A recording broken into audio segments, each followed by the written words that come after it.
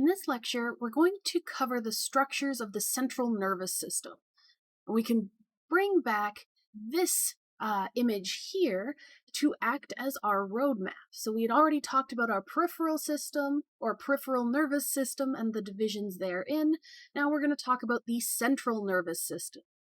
As per usual, there is so much more that could be said about each of these structures than we're going to end up covering in this lecture. We're just going to focus on information that will be useful to our future topics, things like memory, learning, and consciousness, and then maybe gloss over some of the other details. So you'll find we mention a lot of topics very, very briefly here, some of which will be far more important than others. So think of this as a crash course rather than a complete and thorough discussion of all of the parts of the brain. So let's start this off with talking about the spinal cord. So our spinal cord is what connects our peripheral nervous system to the brain. Most nerves enter and leave the central nervous system primarily by the spinal cord. There are a couple of nerves that sort of skip the spinal cord and go straight into the brain, but again, that's more detail than we need to know. The different parts of the spinal cord are typically divided up based on what parts of the body that those nerves that come out of it serve. So the top bunch of nerves are our cranial nerves, then our thoracic nerves, lumbar nerves, and sacral nerves. These all connect with different areas in the body. But what we care about here is that we have our sensory neurons or our afferent neurons that are coming into the central nervous system. So they're bringing important messages from our sense organs into the spinal cord and up to the brain. We also have our motor neurons or our efferent neurons that are transmitting those output impulses from the brain and the spinal cord out to our muscles and organs. And then we have the interneurons, the ones that are in between those, that do the connective and associative functions within our nervous system. Most of the neurons that we're going to be talking about in the central nervous system are interneurons because they're the ones that are connecting things. This cross-section of the spinal cord is far more detailed than what we need. What I really just care about is the fact that the sort of the dorsal horn, this part, ends up carrying the endings of our sensory nerves. So the dorsal or back part is where our sensory nerves are, whereas the ventral bit or our front part is where the efferent nerves are. So that's a general organization that we see, but the rest of the details there, it's not super important for us. One more thing that I will mention is that we have something called spinal reflexes. You might just see them called reflexes or reflex arcs. And these are simple stimulus response sequences, things like if you accidentally touch something hot. These tend to occur when it's important to respond quickly. So things that cause pain, heat, that sort of thing. And in these cases, we can react so quickly because our sensory neurons run up our arm and to our spine. It connects to our interneuron. And at that point, there's sort of a division of that signal, of that incoming intense stimulus. We still send notification up to the brain to let our brain know that our finger hurts. But to avoid losing extra time, this kind of a reflex will automatically trigger within this interneuron a reflexive response where our motor neurons will automatically pull our fingers away. That's why when we pull back from something, it's usually a very aggressive, rapid jerk. It's not very controlled, it's not very precise, and that's because it isn't something that's controlled at the higher brain function level. It's something that's been decided on at the level of our spinal cord, hence it being called a spinal reflex. So there's no brain involved in choosing that motion, but our brain is then sort of notified after the fact that it's happened. So I just figured I'd mention that special case while we're here. With the spinal cord out of the way, and I did mention we'd be covering things very briefly, we can now move on to the brain. And we can talk about the brain as sort of the 1.4 kilograms of protein and fat and fluid that makes up the real you. We can talk about the fact that it's a very complex structure that demands tons of resources from our body, and it's responsible for all of the things that we decide to do. We can get poetic about it. And I don't think we're going to go that route, because we're going to focus more on each individual structure and what those structures are involved in to give us a better picture of how this thing interacts and works together, as opposed to going with maybe a black box understanding of stuff happens in our brains. But when we think of the brain, this kind of an image is probably one of the first things that pops to mind. So we see the outer surface of the brain, usually divided up into different lobes. This is a pretty standard view where we see the frontal and the parietal, the temporal and the occipital lobes. That's typically something that we envision when we think about the brain.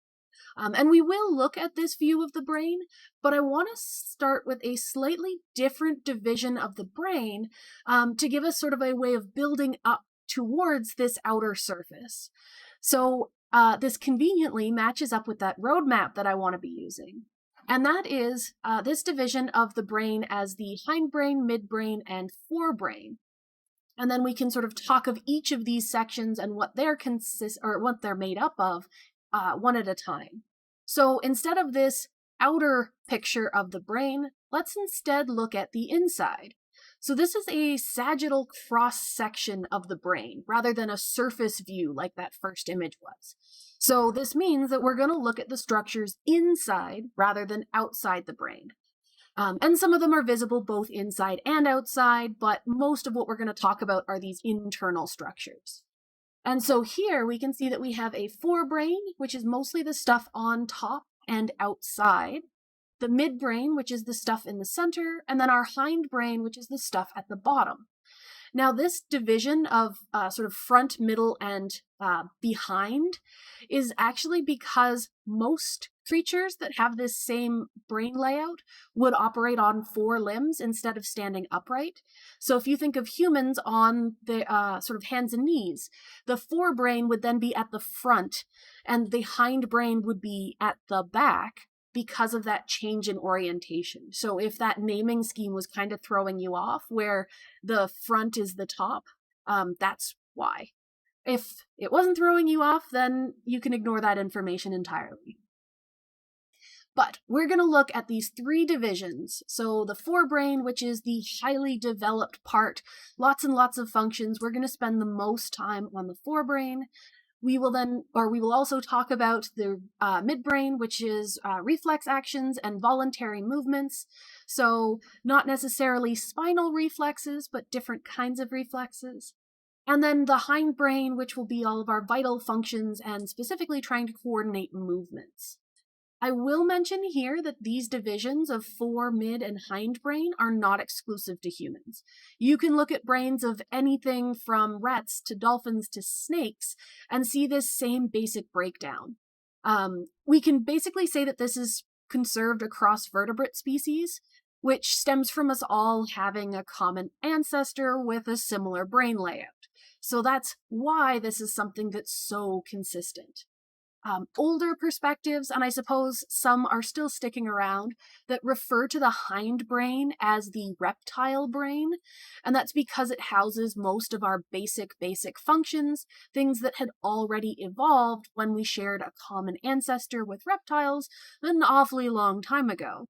But rather than looking at these divisions based on how basic or primitive they are, let's just focus in on what they've evolved to do and what role they each take on. Before I move on from my soapbox, though, I have one last aside for you.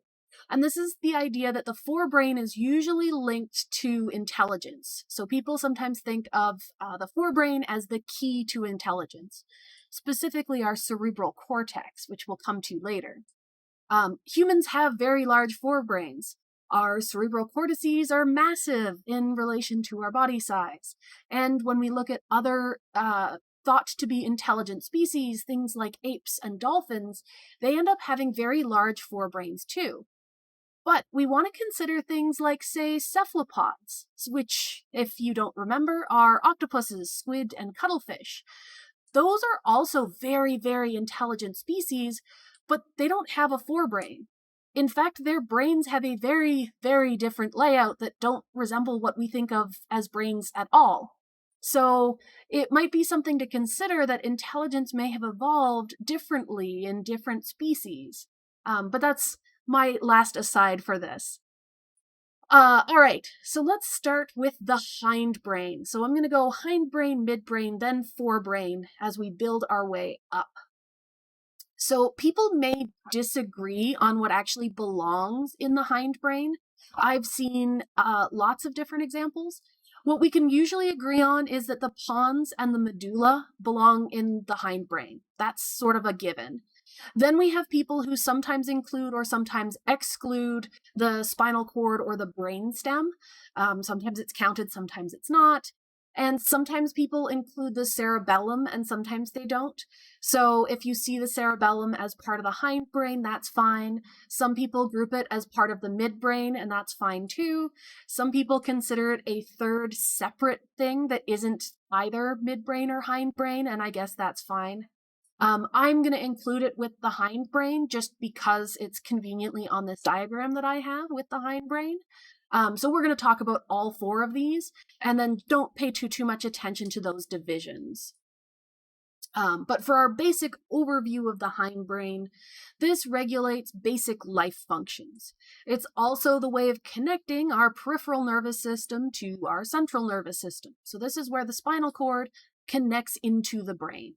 So we have our medulla, which is the little bump at the bottom here, the pons, which is the larger bump just above that, maybe the cerebellum that's next to it, all of those features there. And I will make a note that for our exams, when I'm doing a midterm or something, I'm not going to ask you about locations. I'm not going to show you an image and ask you to identify anything. This is just to help people get an idea of where stuff is, but I won't test you on these locations. So don't worry about that part. All right, so let's start at the very bottom with the brainstem. This is where we connect to the spinal cord. This is the brain to the spinal cord. And as I said, some people will label the brainstem, some people won't, but we're going to mention it because it's here. This contains our basic life support systems, things like breathing. So nice and simple, it's a way of connecting the two. Next, we can look up at the medulla. So if I scroll back here, that's that little bump a little bit higher. We're working our way up. We're going to do spinal cord, medulla, pons, cerebellum. But this controls heart activity. It's going to be involved in breathing, swallowing, and digestion. So again, those basic biological functions, the things that are central to us staying alive. It's also important to note that all of our sensory and motor nerve tracts ascend from the spinal cord and descend from the brain through this pathway. So things are kind of routing through this area. And pretty much with everything within the hindbrain, where they're all linked to things like vital functions, any kind of damage to these parts of the brain tends to be fatal. And that's why any upper spinal cord injuries are typically very, very dangerous, because these areas are so innately linked to our survival. So we really don't want damage here. Continuing up, we can talk about the pons. And this is a relay station. So again, those signals that were coming up that passed through the medulla, they're being relayed at the pons. So it relays signals between higher levels of the nervous system and lower levels. Basically, it means it takes everything in from our spinal cord and will direct it through the brain, or direct it to the places in the brain that will direct it through the rest of the brain. For individual functions, the pons helps us regulate arousal, which in sort of science terms is our level of excitement or energy. So if somebody is yelling and screaming, we would say that they have a high level of arousal. Whereas if they're sitting calmly and quietly, then that would be low levels of arousal. It can refer to sexual arousal, but when we're talking about it without sort of a quantifier, we're just saying general levels of excitement.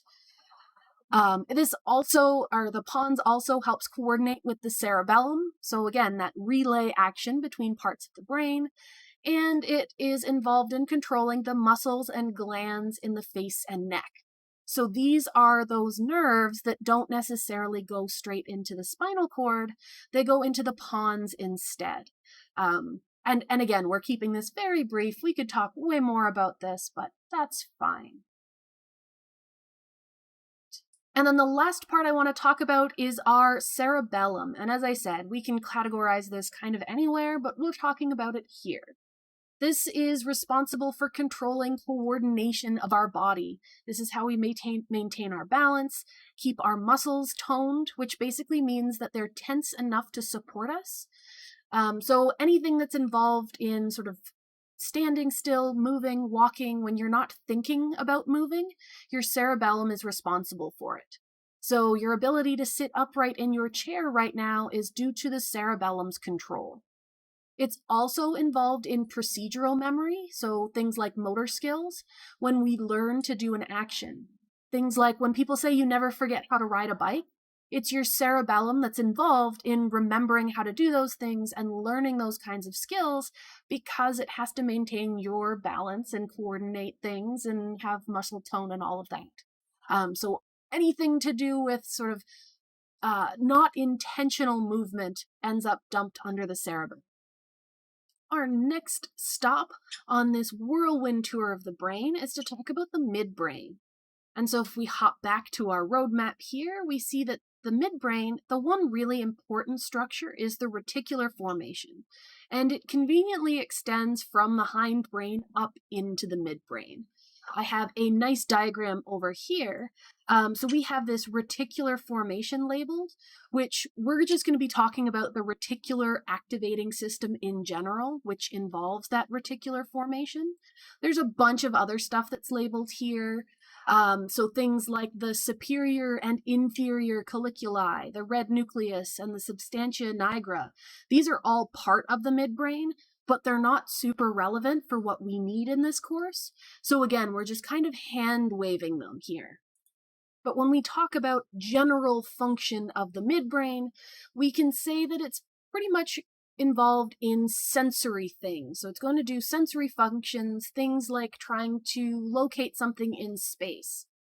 There's also some involvement in controlling voluntary movement. So there's parts here that are responsible for controlling movement, so there's going to be some connections to other areas of the brain. But again, we're just going to focus mainly on the reticular formation, and specifically the reticular activating system. We can think of this reticular activating system as basically a giant filter. So it's a network of neurons. It's going to cover sort of this whole central part of the brain. Now, the two roles that we care about from this reticular activating system, the first is how it regulates our level of arousal, again, excitement or energy. So things like sleep and wakefulness, whether you have sort of lots of energy and are very awake, or if you have no energy at all and are very sleepy, that's all going to funnel through here. The other thing is that it helps focus our attention on tasks or people or objects. So it's going to regulate our awareness and our attention. So it helps filter out irrelevant stimuli, and because of these two different factors, it's going to be coordinating information from a lot of different parts of the brain and a lot of different parts of the body. So if we look down here, we see that it gets some visual input, so it's going to get sensory information from our eyes. It gets sensory information from the peripheral nervous system with touch, pain, and temperature receptors. It's also going to get input from our ears, so auditory input. And then it's going to bounce all of that information out to the rest of the brain. So it's another one of those sort of filtering and passing along what's important. So if we are hearing a sound constantly in the background, but it's not important to anything, we can ignore it, we can filter it out, and the reticular activating system would be involved in this process. All right, so that's the hindbrain and the midbrain. That's this whole section of our map done. So what's left is our forebrain. And this doesn't look too bad. We have our cerebrum, limbic system, thalamus, hypothalamus, but especially the cerebrum is going to be a little bit more intensive. But let's start with the other things first. So the forebrain in general, we're going to care about the basal ganglia, the limbic system, thalamus, and hypothalamus. There are, of course, extra areas, but these are the ones that we care about the most. And then we'll talk about the cerebral cortex itself, because that's a much bigger and more functionally diverse part of the brain. But this is a really nice diagram. I borrow this for all of my classes that deal with the brain, and it's because it not only shows us a nice convenient layout of all of these structures, so the cerebral cortex is that sort of outer layer, the basal ganglia is this part here in the middle, the thalamus is the purple thing behind, the hippocampus underneath, amygdala and hypothalamus, those are all nicely labeled and easily visible. But it also includes these convenient little notes on what functions they're associated with. So this is a really nice reference diagram to have, and it helps set sort of the tone for the things we're going to talk about. So let's start at the top of our list here. We'll talk about our basal ganglia, so this sort of purplish bluish structure on top. So this is a collection of neurons, and these neurons are crucial for motor function. So unlike our cerebellum, which would be more of those sort of passive in the background types of motor functions, this would be involved more in active motor functions. But it can also tie into things like coordinating movements that we aren't necessarily aware of. So this is going to have a lot of connections to that cerebellum. It's just not as exclusively inactive as the cerebellum is. So it helps us learn different patterns of motion, and it helps us carry them out, so it can be involved in muscle memory. So again, things like learning to ride a bike.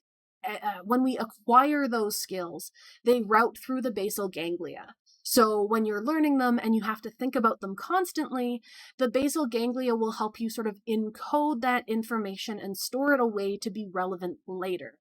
And we'll talk more about that process of storing that kind of muscle memory when we get into our memory chapter, but this is just our brief description of the basal ganglia.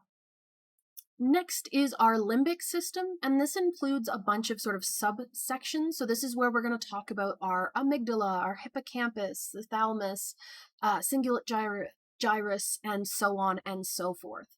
So this limbic system ends up sort of branching between our forebrain and into our midbrain. So it's going to be connecting back to the stuff that we just talked about. The limbic system's also involved in our regulating our endocrine system. And most of the stuff we're going to see here is talking about emotions and emotional memory. That's the big key for the limbic system. So we might start seeing this area as sort of a way of integrating some of the more basic functions with our higher order thoughts. So taking stuff from sort of this mid and hindbrain areas and connecting it to the stuff that's in the rest of our cortex, those higher order functions. But let's look at each of these individually. So the first of our items is the amygdala, and the amygdala is what we usually think of when we think fight or flight response, so strong emotional reactions to things. So we see an increase in electrical activity in the amygdala if we are under threat. So if we're faced by something threatening, the amygdala will sort of turn itself on, it will become very strongly activated, and it'll trigger all of those fight or flight responses that we saw and discussed when we were talking about our peripheral nervous system. The amygdala is also involved in helping us remember events that are tied to strong emotions. So if you remember a time that you were really angry or really sad, that memory and the emotion tied to it would have been stored partially with amygdala involvement. And the amygdala also receives incoming sensory input so that it can figure out the emotional value or emotional intensity of those stimuli to decide if it needs to have a fight or flight response, or to decide if it's storing those emotion-fueled memories. Next, we can talk about the hippocampus. This is also involved in memory. So the hippocampus seems to be involved in how we store memories, so assisting in the process of memory formation. It isn't where memories are stored, but it seems to sort of help control the process of forming new memories. And again, that'll be a lot more important in the chapter on memory, so we'll leave it there for now. Our cingulate gyrus is the last of the things we want to talk about in the limbic system, and it's going to help us focus our attention and thoughts, especially focusing on things that are unpleasant to us. So it draws our attention to things that are physically or emotionally painful. So if we're really, really sad about something, if we're feeling sort of left out of an event, it's the cingulate gyrus that's sort of involved in that feeling, in that sort of pain that we have. Now, the last two parts of our midbrain that I want, last two parts of our forebrain that I want to talk about before we move on to the cortex are the thalamus and hypothalamus. And again, we're going to keep it very brief here. The hypothalamus is responsible for regulating those autonomic and endocrine systems that we've mentioned a couple of times now. So things that happen without our conscious awareness. So things like being hungry, sexual behavior, temperature control, and aggression, things that are regulated or balanced in the background, those are all going to run through the hypothalamus. So this could be involved in helping us maintain sort of some of our homeostatic equilibriums, so bringing in enough energy and bringing in, I guess, enough food to have enough energy, maintaining the proper temperature, pH, that sort of stuff. And then our thalamus is kind of like let me think of the right way to say this. It's a way of sending all of the correct information to different parts of the brain. I guess a relay, which I wrote on the slide, would be a great way to talk about it. So it relays incoming sensory information through different parts of it that then project out to the appropriate part of the cortex. So our thalamus acts as a relay, and it sends information that's come in from the stuff sort of below it in our brain tree of structures, and we'll send it out to the correct area of the cortex so that it can be processed and dealt with accordingly. Now we can actually come back to this slide. And this is where we're going to talk about our cerebral cortex, sort of the rest of our forebrain, meaning this outer layer of our brain. So as I mentioned, when we first saw this, this is usually what we think of when we think of the brain, sort of the outer surface of our brain, maybe divided up into the different lobes. So we had said our frontal lobe, the parietal lobe, occipital, and temporal lobe. I also have, again, another one of these images that I use for all of my classes that includes just a little bit more information. So if I hop to this next slide here, we still have the exact same sort of image, same perspective, same everything. And so here we have a little bit harder to see because of our color differentiations. This is our frontal lobe. This part here is our parietal lobe. This down here is the temporal lobe, and then this back part is our occipital lobe. And it's because these two areas, the ones labeled as primary motor cortex and somatic sensory cortex, are colored differently. So I'm just showing you that they're actually part of the frontal and the parietal lobes, just with this division here. So that's sort of a clarity kind of thing. But again, I really, really like this image because it also includes those little notes about what else these areas are involved in and some really important specific areas that we can talk about. So since I've mentioned our primary motor cortex and our somatic sensory cortex, let's start with those. So let's start with the motor cortex first. When we talk about cortices like this, we're usually going to talk about a primary motor cortex, and then there are secondary motor cortices. And what happens there is that the primary cortex is where things are mainly processed, and then you can send things off to other parts of the brain. So maybe there's some information that we were processing here, but we need to make connections or associations with other parts of the brain.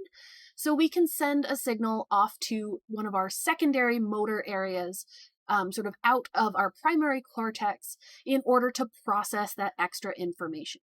So this doesn't mean that everything to do with motor voluntary movement is done in this part of the brain. It's just for the main starting point. So that's what it means by a primary cortex. So, what does the primary motor cortex do? Well, it's involved in voluntary movement. So, if we again hop to the next slide, we can look at this nice sort of unfolding here. We're going to focus on the left-hand side for now, but we can say that this part of the brain is kind of mapped out to match different parts of our body. So, we could call this a homunculus, which is sort of a distorted representation of the human form. And what we see here is that if this is sort of the top part of our brain, that's this part up here. This part is sort of the lower part, that would be down here and sort of tucking in behind our temporal lobe. We have all of the parts of our body that require movement and control have part of the brain that they've been mapped onto. So what that means is that if we have, say, this part here is the top of our brain, it controls the shoulder and elbow, that would be sort of up here on the brain. That's the part where we would make a decision to move our shoulder or our elbow or our arm. If we activate this part of that motor cortex, we're moving parts of our face. So this is involved in our conscious movement of parts of our body. And then if we hop back here, we can actually look at our somatic sensory cortex. And this is another one of those things where I've seen it called different names in different places by different people. So sometimes you'll see this shortened to somatosensory cortex, and that's the same thing. It means the same thing. And this is basically the part of our brain that ends up receiving and processing sensory information from the rest of our body.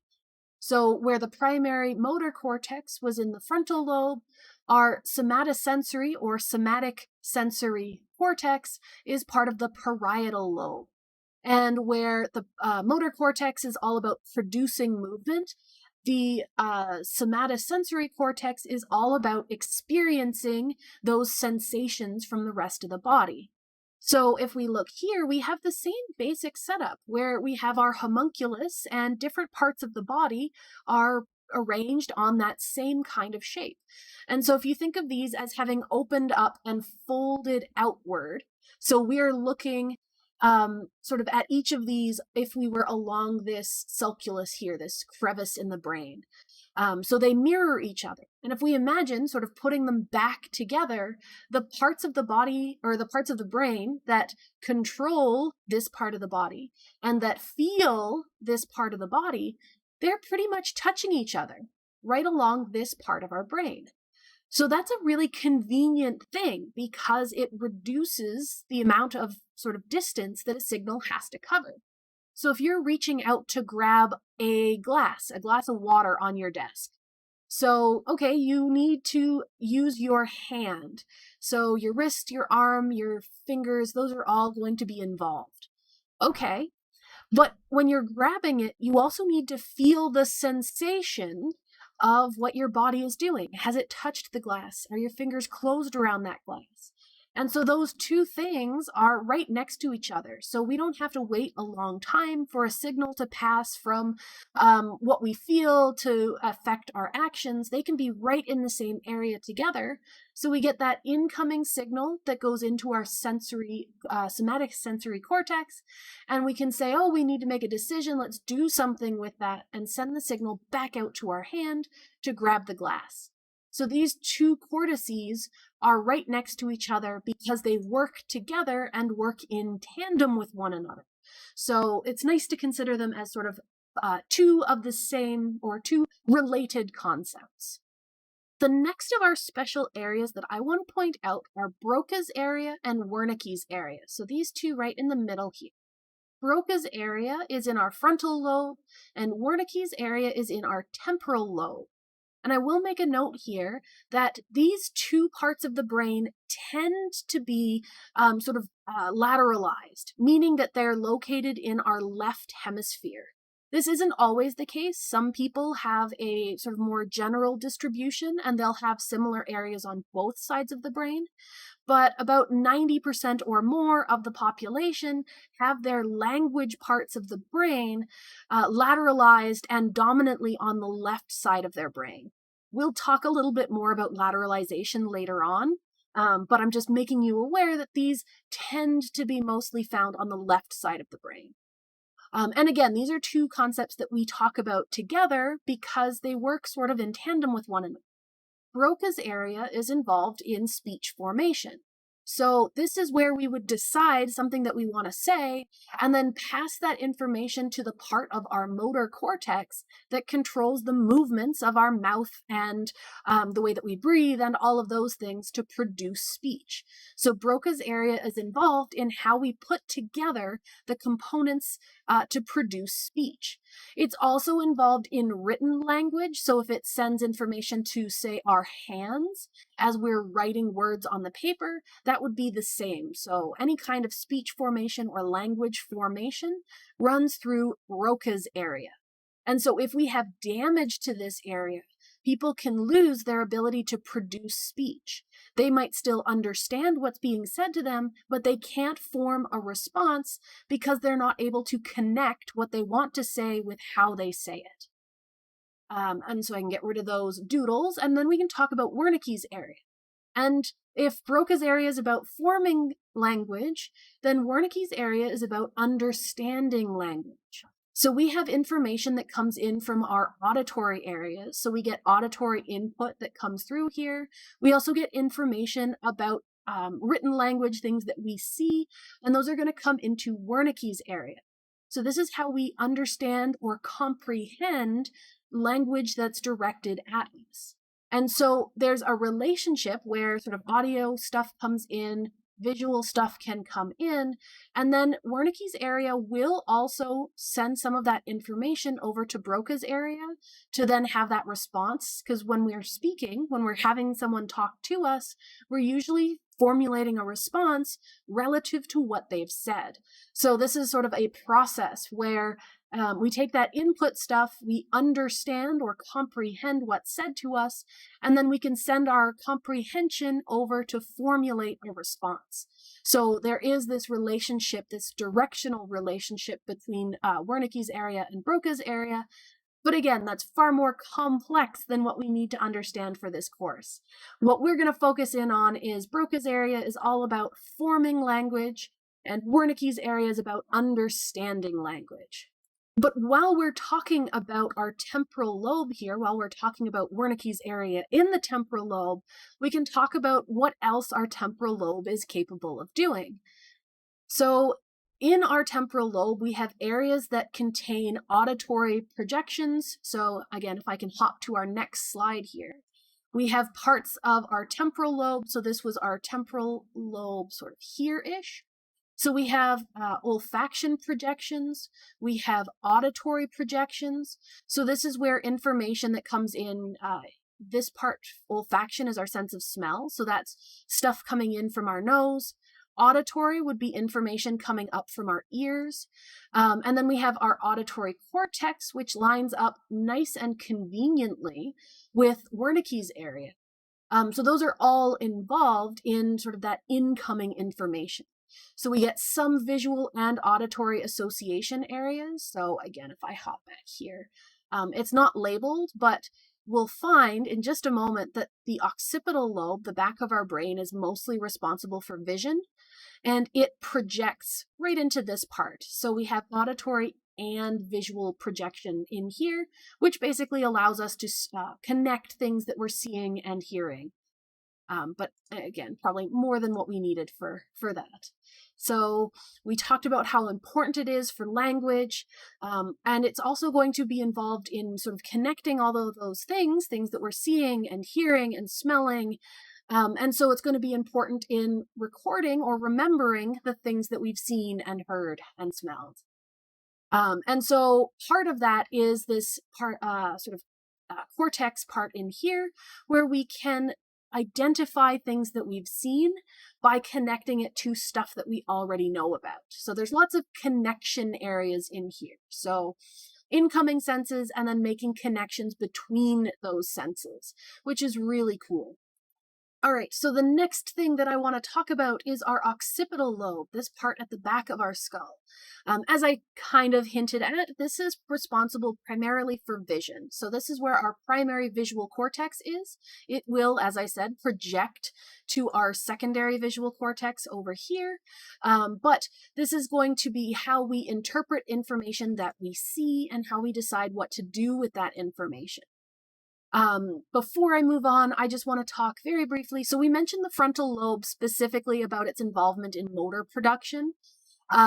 There's other stuff that goes on here. The frontal lobe is a very complex system that's a lot of making connections and decisions and routing stuff together as well as movement. But again, we'll get into more detail as it's relevant. For our parietal lobe, we talked about it as it relates to incoming sensory information. And that's also going to be connections with that incoming information. So this is involved in processing things and even number calculations and things like that. That all goes on in the parietal lobe as well. We have, as we said, the motor cortex. We have our somatosensory cortex. We have our occipital lobe at the back, which is our vision. We have our temporal lobe on the side, which is sort of auditory and connection things. And then the last stuff that I want to talk about very, very briefly here is sort of on our summary page. And this is the corpus callosum, which allows us to connect our two hemispheres. So far we haven't actually talked about the fact that our brains are sort of separated down the middle, because we've been looking at the side of the brain that has that sort of structure like this with our brainstem down the bottom. We've been looking at it from the side.